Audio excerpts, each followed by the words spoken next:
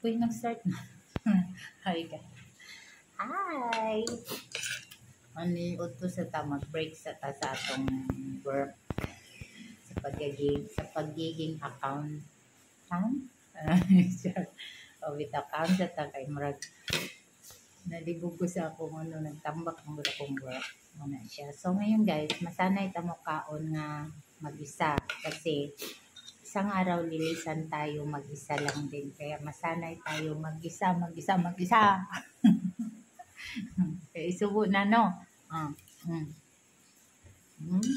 na akong pagkaon. Medyo halang-halang.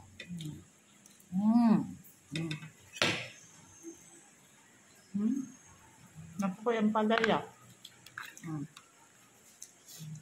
Nakaon ta kaya sa kadlaw din na ta pwede magkaon. Epekto sa kuan guys. Epekto sa ulan.